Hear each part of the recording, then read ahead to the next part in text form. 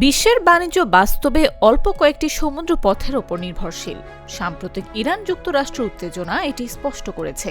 Hormuz প্রণালী, যেখানে পারস্য উপসাগরে ৩৯% তেল এবং ১৯% প্রাকৃতিক গ্যাস যায়, কয়েক সপ্তাহ বন্ধ থাকায় তেলের দাম $৭০ থেকে $১০০ প্রতি ব্যারেল পর্যন্ত বেড়ে গেছে।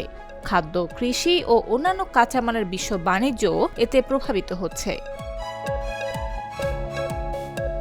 সুয়েজ খাল লোহিত সাগরকে ভূমধ্য সাগরের সঙ্গে যুক্ত করে এবং বিশ্বের 10% সামগ্রিক বাণিজ্যই এখান দিয়ে হয়।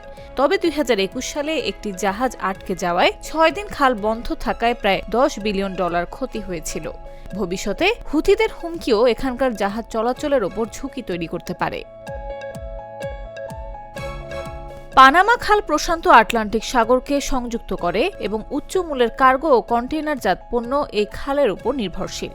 খালের পানির স্তর কমলে জাহাজের আকার ও সংখ্যা সীমিত হয় এবং রাজনৈতিক উত্তেজনা বা নিয়ন্ত্রণ নিয়ে ঝুঁকিও থাকে। মালাক্কা প্রণালী বিশ্বের ব্যস্ততম সমুদ্রপথ। চীনের তেলের ৮০% এখান দিয়ে আসে। জাহাজ চলাচলে রাজনৈতিক উত্তেজনা বা প্রাকৃতিক দুর্যোগ যেমন সুনামি ও আগ্নেয়গিরির অগ্ন্যুৎপাত এই পথকে বিপজ্জনক করে তোলে। টার্কিশ প্রণালী বা বসফোরাস দ্য নেলিসের মাধ্যমে ইউক্রেন, রাশিয়া ও রোমানিয়ার মোট গম রপ্তানির ২০% যায়। যদিও সামান্য ৩% বাণিজ্য এখানে হয়, তবে যে কোনো উত্তেজনা বিশ্ববাজারে শস্যের দাম বাড়াতে পারে। এই ৫টি সমুদ্রপথই প্রমাণ করছে বিশ্ব বাণিজ্য মাত্র অল্প কয়েকটি সার্কিট বা সরু জলপথের ওপর নির্ভরশীল। তবে এগুলো ছাড়া আরও অন্তত ২৪টি কৌশলগত সমুদ্রপথ রয়েছে, যেমন তাইওয়ান, ডোভার ও বেরিং প্রণালী। পৃথিবীর বাণিজ্য যদি এই সরু রুটগুলোতে বাধা পায়, তাহলে শুধু তেল নয়, খাদ্য, শিল্পজাত পণ্য ও অর্থনীতির চাকা থমকে যেতে পারে।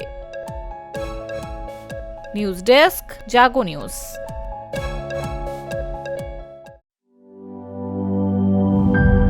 গ্লিটারের টুইন লেমন ও অ্যান্টিব্যাকটেরিয়াল ফর্মুলা বাসনকে চকচকে জীবাণুমুক্ত করে আমাদের দেয় গ্লিটার গ্যারান্টি।